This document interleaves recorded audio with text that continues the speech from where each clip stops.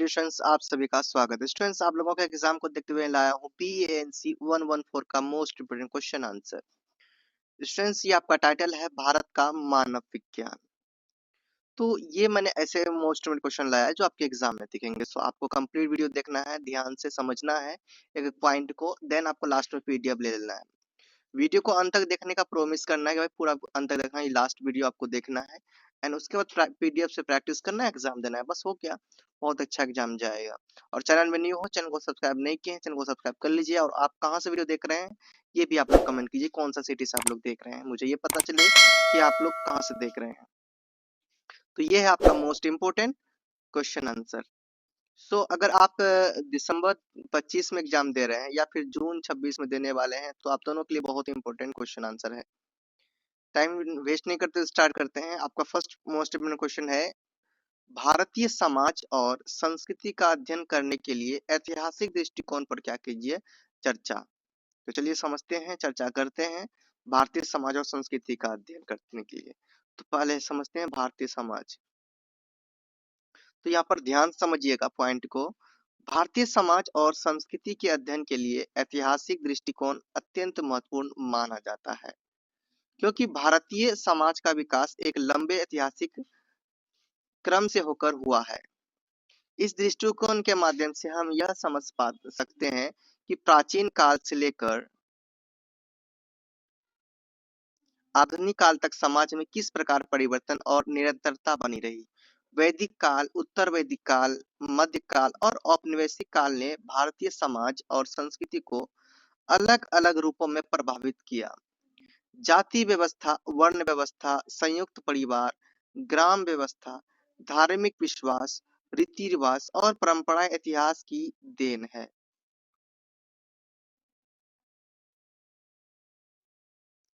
ऐतिहासिक दृष्टिकोण यह स्पष्ट करता है कि विदेशी आक्रमणों जैसे मुगल और ब्रिटिश शासन ने भारतीय सामाजिक संरचना और सांस्कृतिक मूल्यों को कैसे बदला। भक्ति आंदोलन, सामाजिक सुधार आंदोलन और स्वतंत्रता आंदोलन ने समाज में समानता, सुधार और जागरूकता को बढ़ावा दिया। इस दृष्टिकोण से यह भी समझ आता है कि भारतीय संस्कृति स्थिर नहीं रही, बल्कि समय के साथ उसमें परिवर्तन होते रहे। इसलिए भारतीय समाज और संस्कृति को सही रूप में समझने के लिए ऐतिहासिक दृष्टिकोण आवश्यक है, क्योंकि यह समाज के वर्तमान स्वरूप की जड़ों को अतीत से जोड़कर स्पष्ट करता है। क्वेश्चन नंबर आपका 2 है, भारतीय जनसंख्या में पाए जाने वाले जनसांख्यिकी तत्वों की जांच कीजिए। भारतीय जनसंख्या में पाए जाने वाले जनसांख्यिकी तत्व देश की सामाजिक और आर्थिक स्थिति को समझने में महत्वपूर्ण भूमिका निभाते हैं।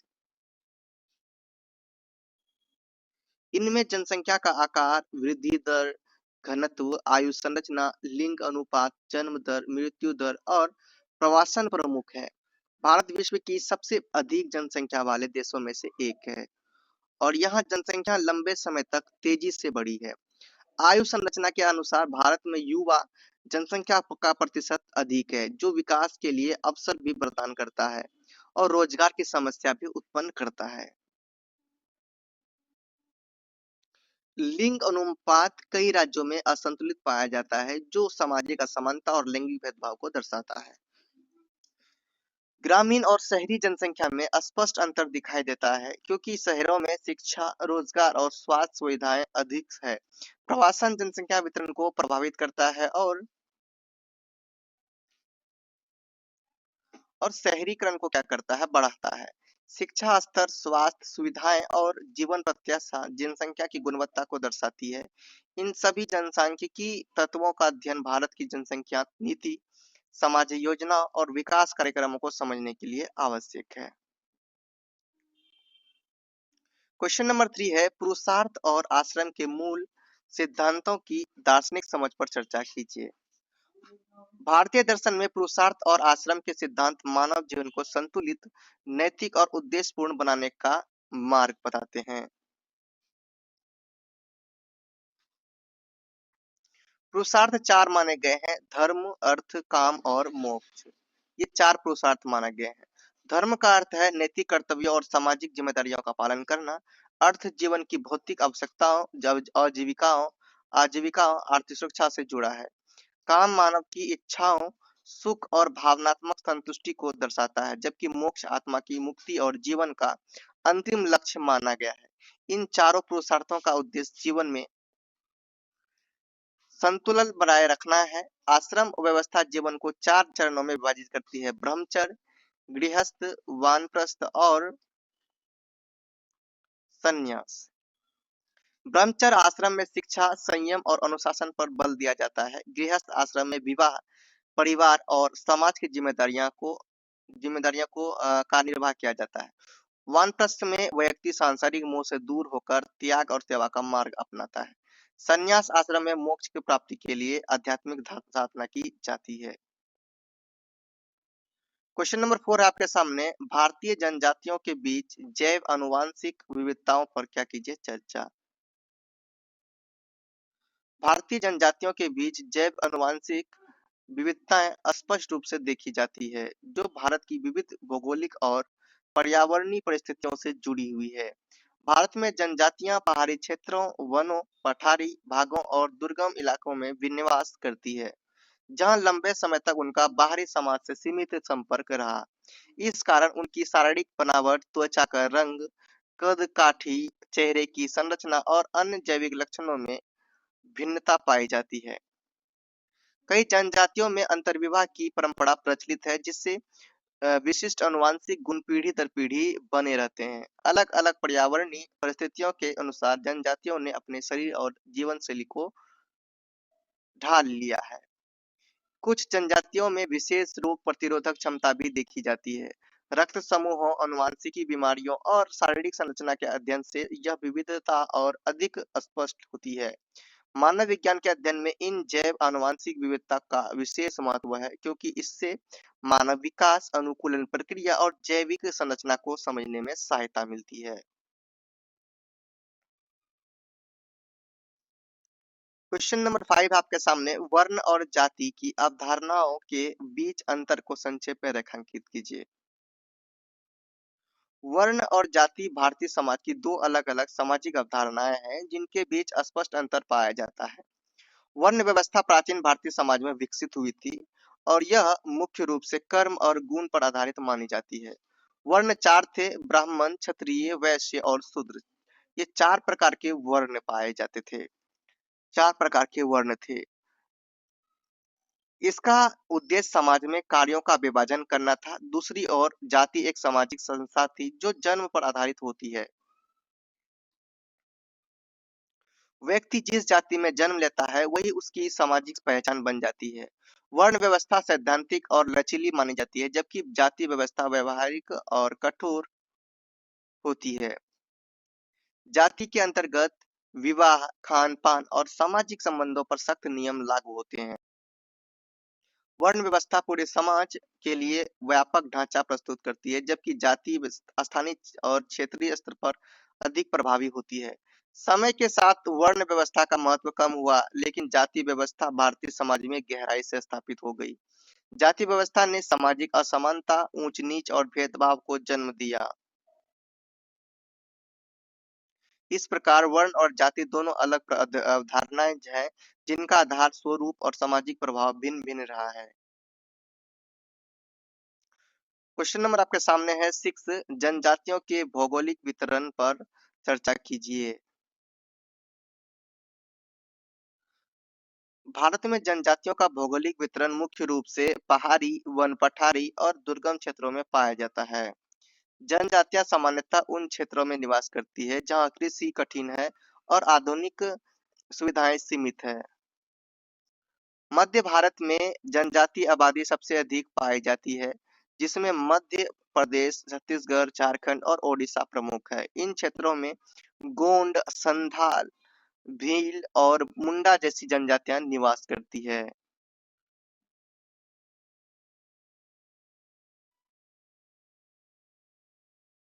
उत्तर पूर्वी भारत में नागालैंड, मिजोरम, मेघालय और अरुणाचल प्रदेश में नागा, मिजो, खासी और गारो जनजातियां पाई जाती है। पश्चिमी भारत में राजस्थान और गुजरात में भील और गरसिया जनजातियां रहती है। दक्षिण भारत में आंध्र प्रदेश, तेलंगाना, केरल और तमिलनाडु में कोया, टोडा और इरूला जैसी जनजातियां मिलती है। भौगोलिक अलगाव के कारण जनजातियों की भी भाषा, संस्कृति, रहन सहन और सामाजिक संगठन अलग अलग विकसित हुए हैं। प्राकृतिक संसाधनों, जलवायु और पर्यावरण ने उनके जीवन पर गहरा प्रभाव डाला है। जनजातियों का यह भौगोलिक वितरण उनकी सांस्कृतिक विविधता और सामाजिक पहचान को समझने में महत्वपूर्ण भूमिका निभाता है। क्वेश्चन नंबर 6-7 है, मानव विज्ञान में भारतीय शहरों के अध्ययन की क्या कीजिए, जांच कीजिए।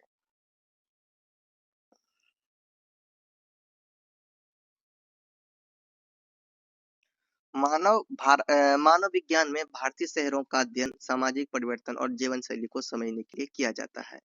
भारत में शहरीकरण तेजी से बढ़ा है, जिसके कारण गांवों से शहरों की ओर प्रवासन हुआ है। मानव मानव विज्ञान शहरी जीवन में परिवार, जाति, वर्ग, रोजगार, सांस्कृतिक संबंधों का विश्लेषण करता है। भारतीय शहरों में परंपरा और आधुनिकता दोनों का प्रभाव देखा जाता है। यहाँ संयुक्त संयुक्त परिवार और एकल परिवार दोनों प्रणालियों मौजूद है। शहरों में जाति की भूमिका बदलती हुई दिखाई देती है, लेकिन पूरी तरह समाप्त नहीं होती। रोजगार के नए अवसरों, शिक्षा और औद्योगिकरण ने सामाजिक संरचना को प्रभावित किया है। झुग्गी बस्तियां, आवास की समस्या और बेरोजगारी जैसी शहरी समस्याओं का अध्ययन भी मानव विज्ञान के अंतर्गत किया जाता है। भारतीय शहर सांस्कृतिक विविधता के केंद्र हैं, जहाँ विभिन्न भाषाएं, धर्म और परंपराएं एक साथ पाई जाती है। मानव विज्ञान के अध्ययन से यह समझने में सहायता मिलती है कि शहरी जीवन किस प्रकार सामाजिक संबंधों, पहचान और व्यवहार को बदल रहा है। क्वेश्चन नंबर आपका 8 है, नृवंश विज्ञान अनुसंधान पर चर्चा कीजिए। नृवंश नृवंश विज्ञान या फिर एथनोग्राफिक अनुसंधान मानव विज्ञान की एक महत्वपूर्ण पद्धति है, जिसमें किसी समुदाय के जीवन, संस्कृति और सामाजिक व्यवहार का गहन अध्ययन किया जाता है। इस पद्धति में शोधकर्ता लंबे समय तक अध्ययन किए जा रहे समुदाय के बीच रहकर उनके दैनिक जीवन, रीति रिवाज, परंपराएं, भाषा और विश्वासों को प्रत्यक्ष रूप से समझता है। नृवंश विज्ञान अनुसंधान में साक्षात्कार, सहभागी अवलोकन और जीवन इतिहास जैसी तकनीकों का उपयोग किया जाता है। यह पद्धति विशेष रूप से जनजाति और ग्रामीण समाजों के अध्ययन में उपयोगी मानी जाती है। इसके माध्यम से सामाजिक संरचना और पारिवारिक व्यवस्था, आर्थिक गतिविधियां और धार्मिक विश्वासों को समझा जाता है। नृवंश विज्ञान अनुसंधान समाज की वास्तविक स्थिति को सामने लाने में सहायक होता है, क्योंकि इसमें आंकड़ों के साथ साथ अनुभवों को भी महत्व दिया जाता है। भारतीय समाज की विविधता को समझने में यह अनुसंधान पद्धति अत्यंत उपयोगी है और इससे सामाजिक परिवर्तन, सांस्कृतिक निरंतरता और सामाजिक समस्याओं का विश्लेषण किया जाता है। क्वेश्चन नंबर आपके सामने 9 है, एस सरकार द्वारा दिए गए नस्लीय वर्गीकरण का क्या कीजिए, वर्णन कीजिए। भारतीय मानव विज्ञान में एस सरकार द्वारा प्रस्तुत नस्लीय वर्गीकरण का विश्लेषण महत्व है। उन्होंने भारत की जनसंख्या को उनकी शारीरिक विशेषताओं, त्वचा के रंग, बालों की बनावट, नाक की आकृति और कद के आधार पर विभिन्न नस्लीय समूहों में विभाजित किया। एस सरकार के अनुसार भारत में मुख्य रूप से 6 नस्लीय समूह पाए जाते हैं। इनमें निग्रिटो, प्रोटो ऑस्ट्रोलाइट, मंगोलाइट, भूमध्यसागरीय, पश्चिमी ब्रेकिसेफेलिक और नॉर्डिक नस्ल शामिल है। निग्रिटो नस्ल के लोग अंडमान निकोबार द्वीप समूह में पाए जाते हैं। प्रोटो ऑस्ट्रोलाइट नस्ल के लोग मध्य भारत और जनजातीय क्षेत्रों में पाए जाते हैं। मेंगोलॉयड नस्ल उत्तर पूर्वी भारत में निवास करती है। भूमध्य सागरीय नस्ल उत्तर भारत और पश्चिमी भारत में पाई जाती है। पश्चिमी ब्रेकिसेफेलिक नस्ल पश्चिमी भारत में देखी जाती है। नॉर्डिक नस्ल का प्रभाव मुख्य रूप से उत्तर पश्चिम भारत में माना गया है। एस सरकार यह वर्गीकरण भारत की जनसंख्या की विविधता को समझने में सहायक है। और इससे सामाजिक व सांस्कृतिक अध्ययन को दिशा मिलती है। क्वेश्चन नंबर 10 आपके सामने, जनजातीय संस्कृति के संरक्षण के लिए भारत के संविधान की भूमिका की चर्चा कीजिए।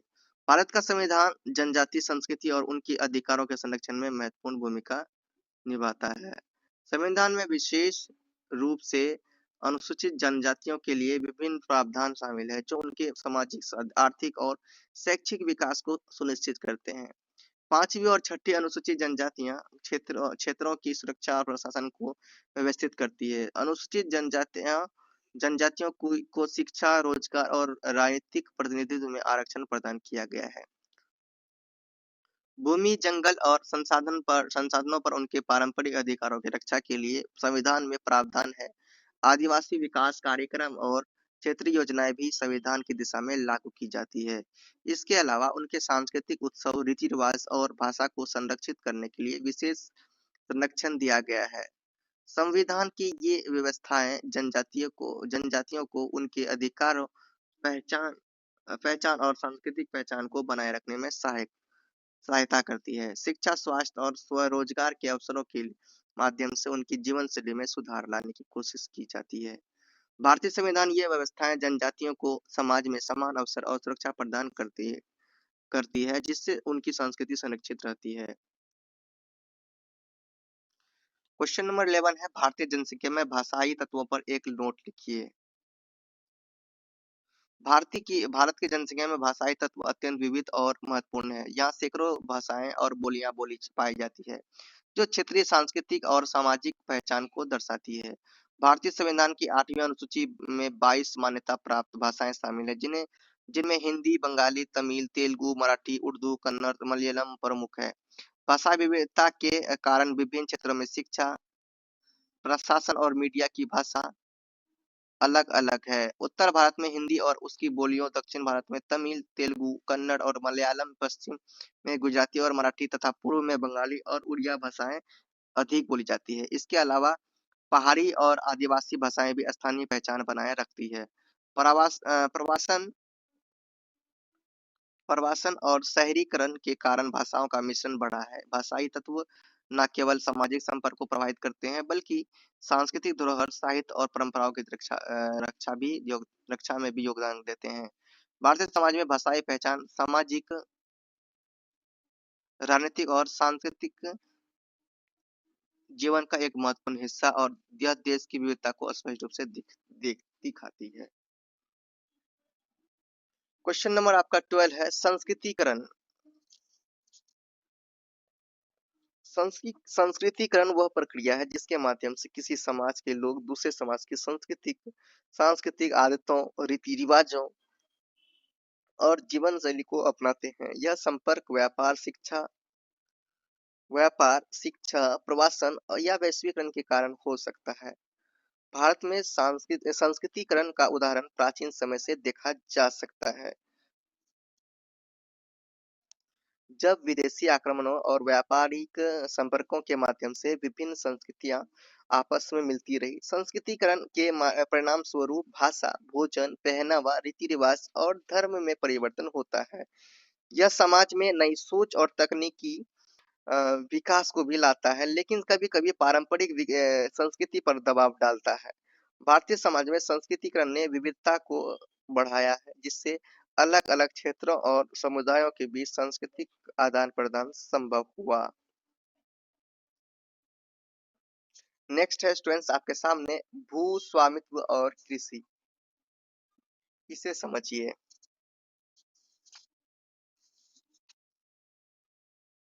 भू स्वामित्व और कृषि। भारत में भू स्वामित्व और कृषि का संबंध सामाजिक और आर्थिक संरचना के साथ गहरा से जुड़ा हुआ है। भू स्वामित्व प्रणाली में जमीन के मालिक और कृषि करने वाले किसान अलग-अलग होते थे। अनेक स्थानों पर भूमि सामंतों या बड़े जमींदारों के पास थी।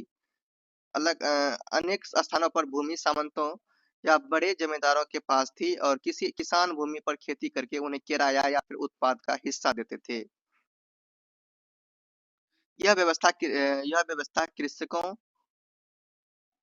की आर्थिक स्थिति को प्रभावित करती थी, क्योंकि उन्हें अपनी मेहनत का पूरा लाभ नहीं मिलता था। कृषि भारत की प्रमुख आजीविका रही है। यह समाज की स्थिरता और विकास के लिए महत्वपूर्ण है। स्वामित्व के कारण किसानों में असमानता और सामाजिक संघर्ष भी पैदा होते हैं। स्वतंत्रता के बाद भूमि सुधार और भूमि स्वामित्व कानूनों के माध्यम से किसानों को अधिकार देने की कोशिश की गई। कृषि उत्पादन, सिंचाई, बीज और आधुनिक तकनीक के प्रयोग में ने भी भू स्वामित्व और कृषि के संबंध को प्रभावित किया। क्वेश्चन नंबर 14 है आदिवासी धर्म। आदिवासी धर्म भारतीय जनजातियों की जीवन शैली और विश्वासों का आधार है। यह धर्म प्रकृति पर आधारित है और इसमें पेड़ पौधे, नदियां, पर्वत और जानवर पवित्र माने जाते हैं।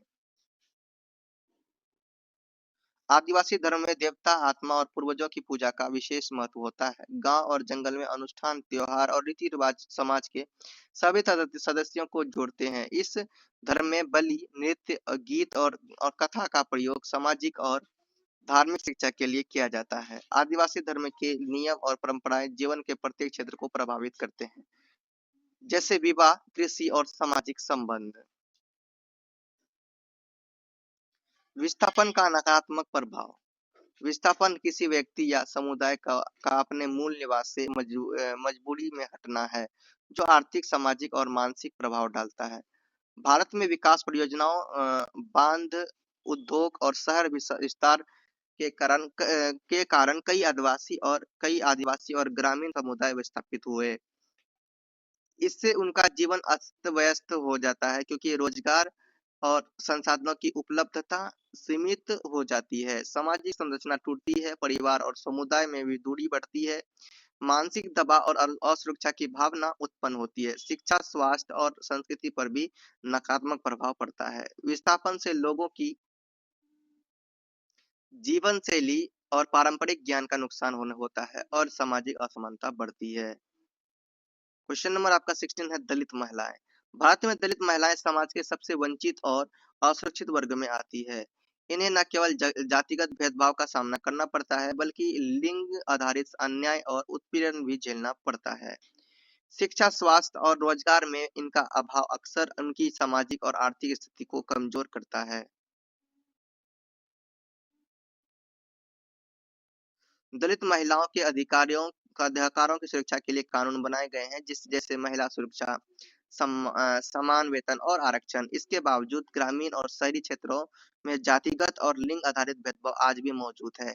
दलित महिलाओं की जीवन शैली और संस्कृति समाज के अन्य वर्गों में से भिन्न होती है। ये वे परिवार, समाज और कामकाज में महत्वपूर्ण भूमिका निभाती है, लेकिन उन्हें निर्णय लेने में सीमित अधिकार प्राप्त है। शिक्षा, जागरूकता और सामाजिक समर्थन से उनकी स्थिति में सुधार लाया जा सकता है। गांव का सामाजिक संगठन। नेक्स्ट आपका पॉइंट है भारत के गांव में सामाजिक संगठन समुदाय के आपसी संबंध और जीवन शैली को परिभाषित करता है। गांव में परिवार जाति, धर्म और आर्थिक स्थिति के आधार पर सामाजिक ढांचा तैयार होता है। संयुक्त परिवार या नॉन न्यूक्लियर परिवार के रूप में परिवार संरचना पाई जाती है। पंचायत, ग्राम सभा और अन्य स्थानीय संस्थाएं सामाजिक निर्माण, निर्णय और विवाद निपटने में अहम भूमिका निभाती है। सामाजिक समारोह, त्योहार और अनुष्ठान लोगों को जोड़ते हैं। आर्थिक गतिविधियां जैसे खेती, व्यापार और श्रम भी सामाजिक संगठन को प्रभावित करती है। जातिगत और धार्मिक विभाजन गांव की सामाजिक संरचना में गहराई से जुड़ा है। ग्रामीण समाज में नेतृत्व, सामाजिक जिम्मेदारी और सहयोग की भावना मजबूत रहती है। क्वेश्चन नंबर आपका है 18 वैश्वीकरण। वैश्वीकरण आप लोग पहले से जानते हैं कि जो समस्त ना विश्व को एक साथ एक गांव में जोड़ा, एक समाज में एक साथ जोड़ के रखा। वैश्वीकरण वैश्वीकरण का अर्थ है देशों और समाजों के बीच आर्थिक, सांस्कृतिक, तकनीकी और आर्थिक सामाजिक संबंधों को बढ़ाना। भारत में वैश्वीकरण ने व्यापार, उद्योग, शिक्षा और सूचना प्रौद्योगिकी के क्षेत्र में बदलाव लाया। वैश्वीकरण से लोगों के जीवन स्तर, रोजगार के अवसर और बाजार में प्रतिस्पर्धा बढ़ी। इसके प्रभाव से भारतीय संस्कृति, परंपरा और जीवन शैली में परिवर्तन देखा गया। ग्रामीण और शहरी क्षेत्रों में वैश्वीकरण के प्रभाव अलग अलग हैं। शहरी क्षेत्रों में आधुनिक तकनीक, शिक्षा और सूचना के कारण बदलाव अधिक स्पष्ट है, जबकि ग्रामीण क्षेत्रों में धीरे-धीरे बदलाव आता है। वैश्वीकरण से समाज में आर्थिक अवसरों के साथ-साथ चुनौतियाँ भी आती है, जैसे रोजगार रोजगार में प्रतिस्पर्धा, सांस्कृतिक प्रभाव और आर्थिक असमानता। क्वेश्चन नंबर 19 है आपके सामने, प्रकृति मनुष्य आत्मा परिसर।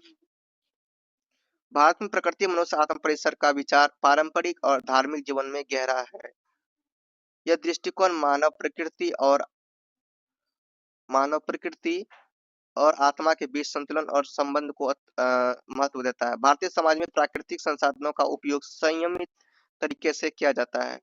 भूमि, जल, जंगल और पर्वत का सम्मान किया जाता है, क्योंकि इन्हें जीवन और आत्मिक ऊर्जा का स्रोत माना जाता है। धार्मिक अनुष्ठान, पूजा और त्योहारों में प्राकृतिक तत्वों को शामिल किया जाता है। जीवन के विभिन्न पहलुओं जैसे कृषि, स्वास्थ्य और सामाजिक व्यवहार में इन इस विचार का प्रभाव देखा जाता है। इसके माध्यम से व्यक्ति अपनी आत्मा की शांति प्राप्त करता है और समाज में प्रकृति के प्रति जागरूकता विकसित होती है। इस तरह प्रकृति में मनुष्य आत्मा परिसर भारतीय जीवन दर्शन और सांस्कृतिक अभ्यास का महत्वपूर्ण हिस्सा है। क्वेश्चन नंबर आपका 20 और लास्ट क्वेश्चन है, जनजातीय धर्म। जनजातीय धर्म भारत की आदिवासी संस्कृति और जीवन का मूल आधार है। यह धर्म प्रकृति और उसके तत्वों से जुड़ा होता होता है। पेड़ पौधे, नदियां, पर्वत और जानवर पवित्र माने जाते हैं। आदिवासी धर्म में पूर्वजों और देवताओं की पूजा की जाती है। अनुष्ठान, त्योहार और सामाजिक रीति रिवाज जीवन के हर पहलू को प्रभावित करते हैं।